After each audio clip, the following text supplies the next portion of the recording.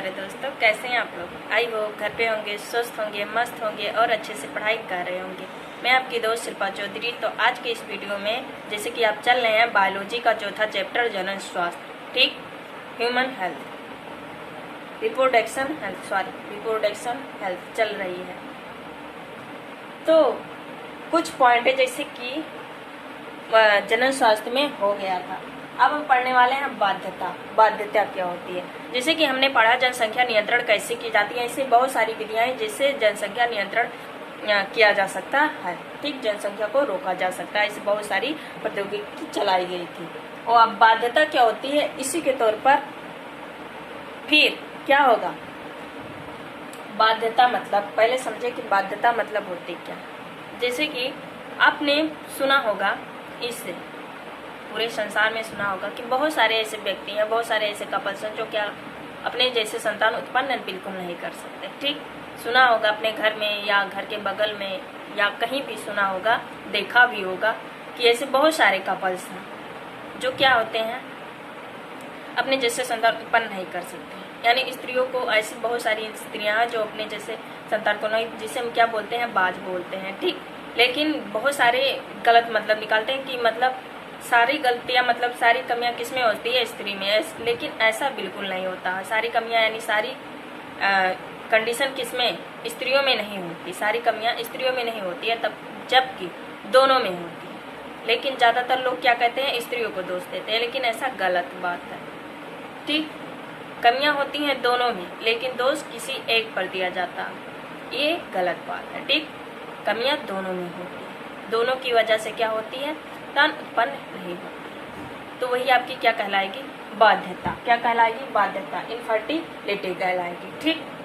अब इनफर्टिलिटी यानी बाध्यता का मतलब समझ में आया कि अपने जैसे संतान को उत्पन्न ना कर पाना ही क्या कहलाएगी, बाध्यता कहलाएगी।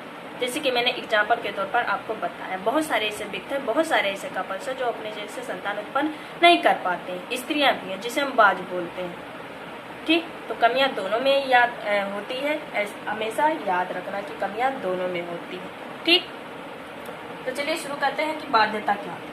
अब क्या होता है कि अभी तक हमने जनसंख्या को नियंत्रण करने के लिए बहुत सारी विधियां अपनाई थी कि जनसंख्या को कैसे नियंत्रण किया जा सकता है, ठीक, गर्भाशय में, ठीक। अब क्या करेंगे कि अब संतान नहीं उत्पत्ति होती है तो कौन सी विधियां चलाई गई। उस बार नियंत्रित करना था, इस बार उत्पन्न करना कि नहीं हो रही है, तो ऐसी कौन सी विधियां अपनाई जाए कि संतान उत्पन्न हो जाए, ठीक। तो ऐसी बहुत सारी विधियां दी गई हैं, लेकिन जो इम्पोर्टेंट है मैं उसको पढ़ाऊंगी, बाकी आप बुक से पढ़ लीजिएगा, ठीक। तो चलिए स्टार्ट करते हैं। और एक बात, बाध्यता का मतलब समझ में आया, एक बार फिर बोल दे रही हूँ। बाध्यता का मतलब होता है अपने जैसे संतान को उत्पन्न न कर पाना ही बाध्यता कहलाती है।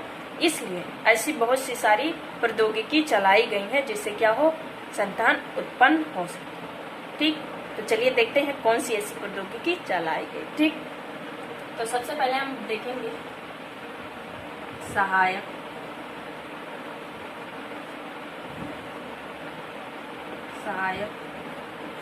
जनन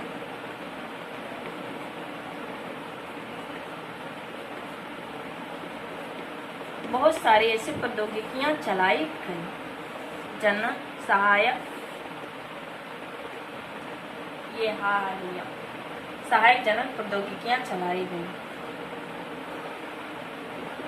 एसिस्टेड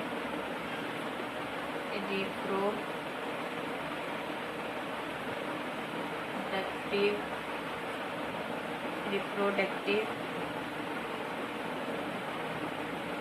टेक्नोलॉजी,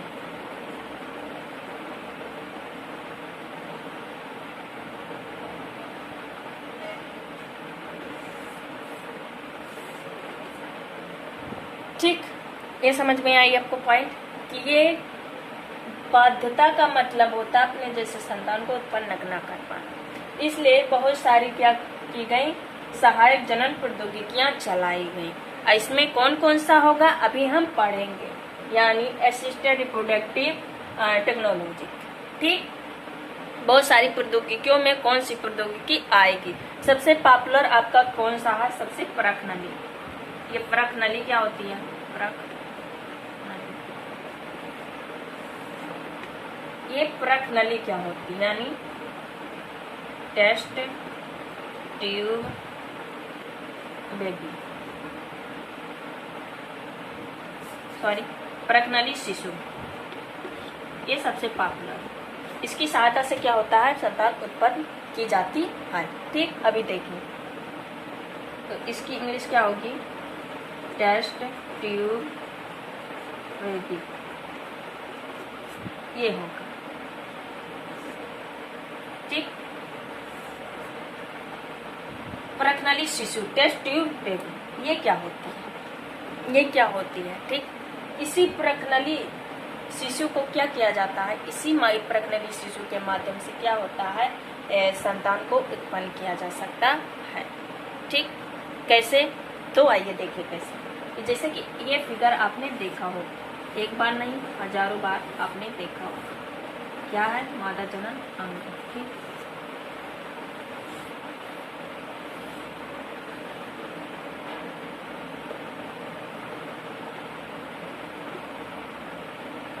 इसमें अंडाणु होते हैं। ठीक, इसी के माध्यम से कहाँ, एम्ब्रियो स्टेमस जंक्शन पर जाते हैं। ठीक, और ये आपका क्या है, गर्भाशय, आपका क्या है, गर्भाशय। यदि क्या होता है, किसी भी स्त्री की गर्भाशय या एम्ब्रियो स्टेमस जहाँ अंडाणु और शुक्राणु मिलते हैं वो ठीक नहीं है, यानी इनकी गर्भाशय क्या है, इसमें भ्रूण नहीं बन सकता, इनकी गर्भाशय उस लायक नहीं है। ठीक, तो क्या होता है, इसी प्रकनली, इसी फैलोपियन ट्यूब पर उपस्थित अंडाणु को क्या करते हैं, सुई के माध्यम से क्या करते हैं, निकाल लेते हैं। क्या कर लेते हैं, निकाल लेते हैं, और लैब में ले जाकर क्या करते हैं, लैब में, यहाँ पर दिखाई दे रहा, यहाँ पर गई, लेकिन गर्भाशय क्या है, क्या ये भ्रूण बिल्कुल नहीं बना सकता, इसके गर्भाशय में कमी है। तो कैसे संतान, या तो इसके फैलोपियन ट्यूब में कमी हो या तो इसके गर्भाशय में। ठीक, और एक विधि और है जो ये आपका झालर है, इसमें भी कमी होती है। तब क्या होगा, हम आगे पढ़ेंगे, अभी जो बता रहे हैं उसको ध्यान से देखिएगा। ठीक, तो क्या होता है कि यहाँ अंडाणु तो जाते हैं, पहुँच गए। ठीक, कहाँ, एम्ब्रियो स्टेमस जंक्शन पर। ठीक, अब क्या किया जाता है, इसका गर्भाशय तो भ्रूण बनाने लायक है ही नहीं, तो क्या किया जाता है, सिरिंजी के माध्यम से क्या किया जाता है, इस अंडाणु को निकाल लिया जाता है। बात क्लियर भाई, इस अंडाणु को सिरिंजी के माध्यम से निकाल लिया जाता है।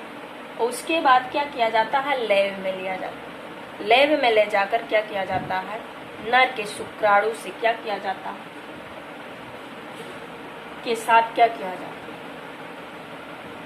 लैब में अंडाणु और शुक्राणु का क्या किया जाता है, दोनों को आपस में लैब में निषेचन करवाते हैं। ठीक, क्या करते हैं, निषेचन करवाते हैं, जिससे जाइगोट का निर्माण होता है। फिर वह जाइगोट क्या किया जाता है, इस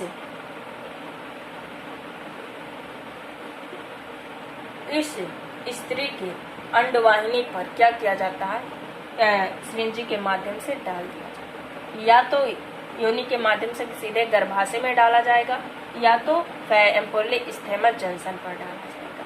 कब, इस पर डाला जाएगा, कब, इस पर डाला जाएगा। इसलिए प्रकनली शिशु को दो भागों में बांटा गया, कब हम एम्ब्रियो स्टेमस पर और कब हम गर्भाशय में डालेंगे। ठीक, तो इतनी बात क्लियर कि प्रकनली शिशु क्या होती है, प्रकनली शिशु क्या होती है, इतनी बात क्लियर। अगर ना समझ में आई हो तो फिर से समझा दे रहे हैं, थोड़ा ध्यान से देखिएगा। मैंने क्या पढ़ा, पहले बाध्यता, इनफर्टिलिटी। ठीक, बाध्यता क्या होती है, बहुत सारे ऐसे लोग हैं, व्यक्ति हैं जो अपने जैसे संतान उत्पन्न नहीं कर सकते, बहुत सारे ऐसे कपल्स हैं। ठीक, ज़्यादातर की स्त्रियों में दोष दी जाती है, लेकिन ऐसा बिल्कुल गलत, कमियां दोनों में होती है। बात क्लियर, अपने जैसे संतान को उत्पन्न न करना, कर पाना बाध्यता कहलाती है। ठीक, तो संतान ना उत्पन्न करने, कर पाना तो टेंशन की बात। ठीक, तो ऐसी बहुत सारी प्रौद्योगिकियां चलाई गई, जिसमें सबसे पॉपुलर क्या हुआ आपका, प्रकनली शिशु, टेस्ट ट्यूब बेबी। ये प्रकनली शिशु क्या होती है, प्रकनली शिशु में क्या होती है, जब स्त्री का गर्भाशय और एम्पोलिस्थेमस काम करने के योग्य ना हो, यानी ना तो इसका गर्भाशय भ्रूण बनाने के लायक, ना यहाँ पर एम्पोलिस्थेमस पर अंडाणु और शुक्राणु नहीं पाए, ठीक, यहाँ ना जाइगोट बनाने के लायक।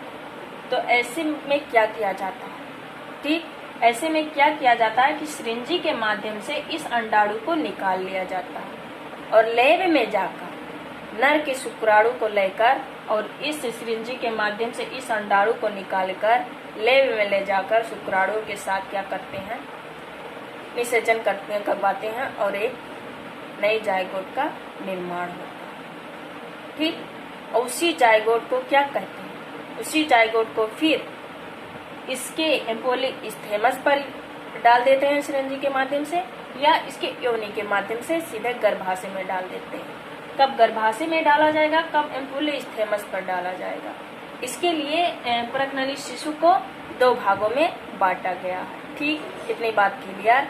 अब आगे हम देखेंगे इसको 2 भागों में कब डाला जाएगा, कब इसमें डाला जाएगा, ठीक। तो पहला आपका है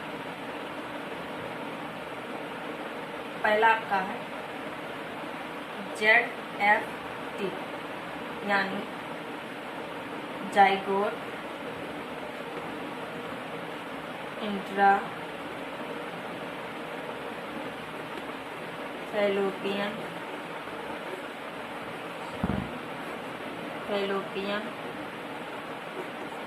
ट्रांसफर,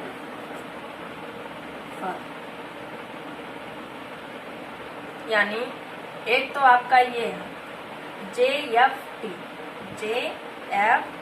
होता है, एक आपका होता है IUT, ठीक। ये क्या होता है, ये होता है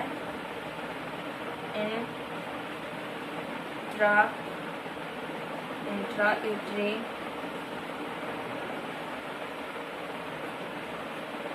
ट्रांसफर।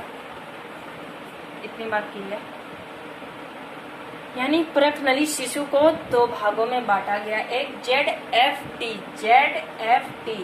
Z से जाइगोट, F से फैलोपियन, T से ट्रांसफर, यानी ZFT का मतलब होता है जाइगोट इंट्रा फैलोपियन ट्रांसफर, ठीक।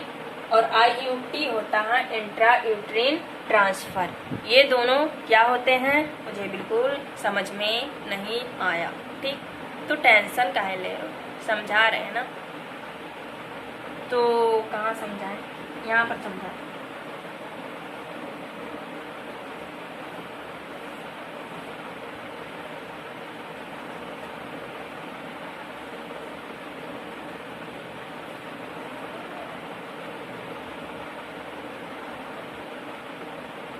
ठीक,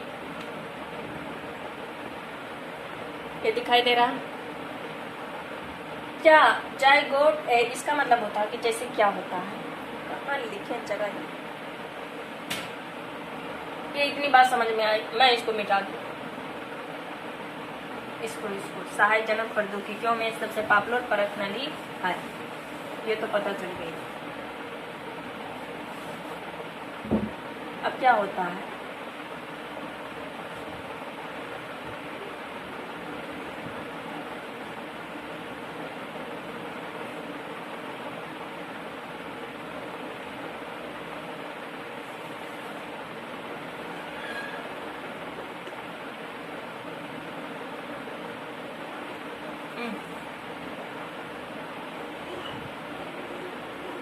ये आपका है माता जनना, ठीक। ये आपको दिखाई दे रहा है, हो गई। अब क्या होता है, जब क्या होता है, मैंने इसके पहले वाले चैप्टर में जब हम मानव जनन पढ़ रहे थे तो निषेचन में मैंने क्या बताई थी कि क्या होता है, जब अंडाणु जाकर एम्पोलिस्थेमस पर पहुंचता है तो क्या करता है, वह अंडाणु और शुक्राणु मिल लेते हैं, ठीक, जो युग्मक जाइगोट का निर्माण करते हैं। फिर उसमें विभाजन होती है तो कितने कोशिका का निर्माण करती हैं, ब्लास्टोमेयर का निर्माण करती हैं 2 से 4, फिर 2 से 4, 4 से 8, 8 से 16, 16 से 32, 32 से 64, 64 से 128, फिर जाकर भ्रूण का निर्माण करता है और एंडोमेट्रियम से जाकर जुड़ जाता है। भ्रूण के 3 स्तर होते हैं, एक्टोडर्म, मेसोडर्म और एंडोडर्म, जो कि हम पढ़ चुके हैं। जो भ्रूण होता है वह गर्भाशय के तीसरे स्तर से मिलता है, तीसरी स्तर से मिलता है। तीसरे स्तर का नाम क्या हमेशा याद रखना, एंडोमेट्रियम। ठीक, पेरीमेट्रियम, मायोमेट्रियम, एंडोमेट्रियम, 3 गर्भाशय के स्तर होते हैं, याद रखना। ठीक, तो जब जाइगोट बन गया था तो कितने ब्लास्टोमेयर, पहले तो 1 से 2, 2 से 4, 8, फिर 16, 32।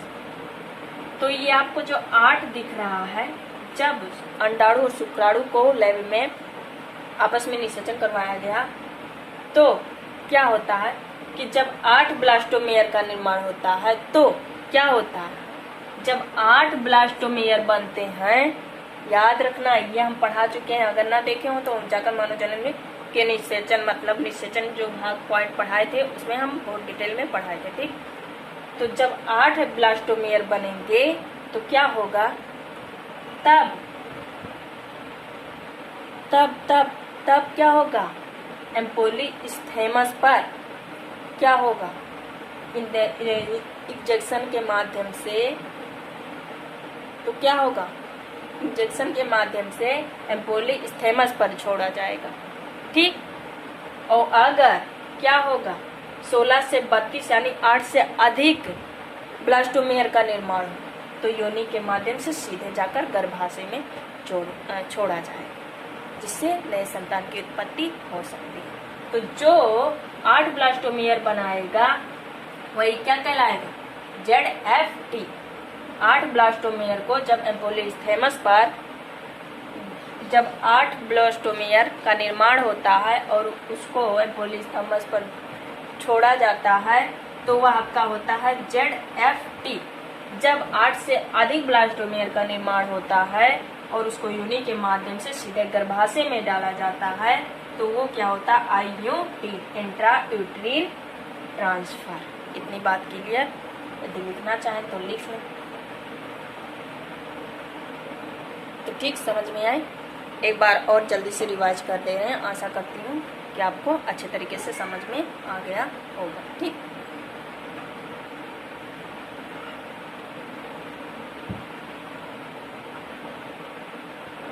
हो गया। अब देखिए कि जैसे पहले हमने क्या पढ़ा, बाध्यता यानी इनफर्टिलिटी। ठीक, तो हो गया। तो सबसे पहले हम क्या पढ़े हैं, बाध्यता क्या होती है, इनफर्टिलिटी, यानी बाध्यता, इनफर्टिलिटी क्या होती है। तो मैंने बताया, जैसे कि बताया कि संसार में बहुत सारे ऐसे व्यक्ति हैं, बहुत सारे ऐसे कपल्स हैं जो अपने जैसे संतान उत्पन्न बिल्कुल नहीं कर सकते हैं, इसलिए बाध्यता कहा जाता है। ज़्यादातर दोष किस पे दी जाती है, स्त्रियों पे दी जाती है, जो कि बिल्कुल गलत है।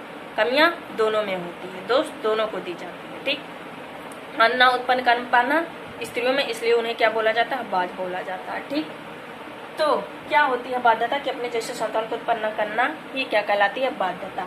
और उत्पन्न कर पाना तो नहीं, तो बहुत सारे ऐसे कपल्स हैं जिनके नहीं वो संतान नहीं उत्पन्न होते हैं। तो क्या होता है, ऐसे बहुत सारी प्रौद्योगिकियां चलाई गई, जैसे कि मैंने जनसंख्या नियंत्रण पर पढ़ा था, बहुत सारी प्रौद्योगिकियां, बहुत सारी विधियां चलाई गई थी जिससे जनसंख्या को नियंत्रित करे। उसी प्रकार क्या होता है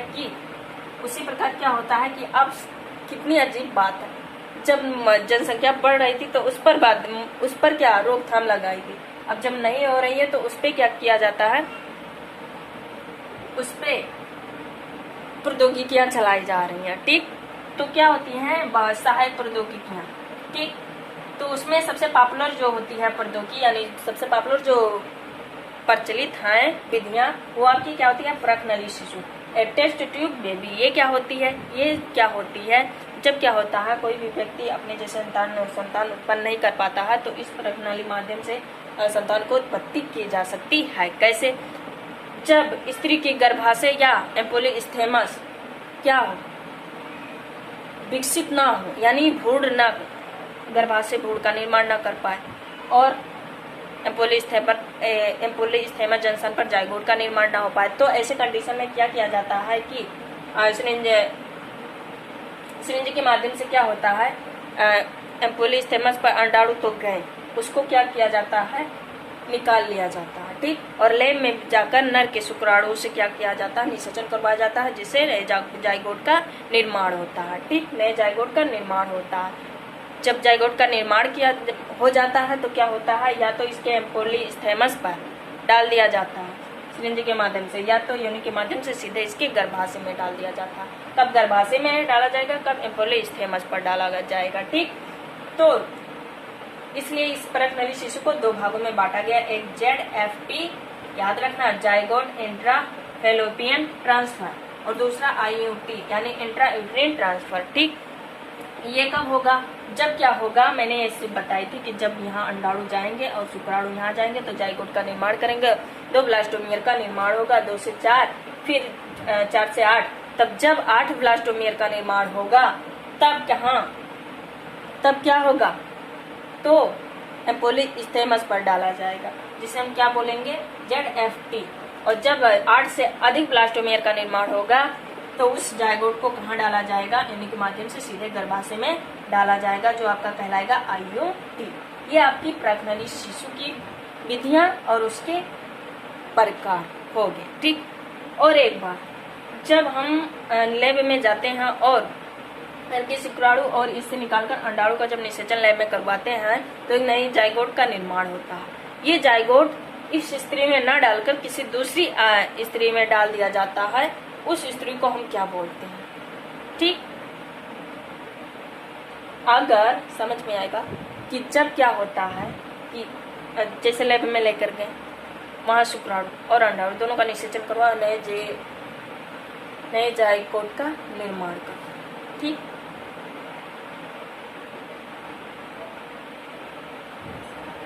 तो इतनी बात समझ में आए।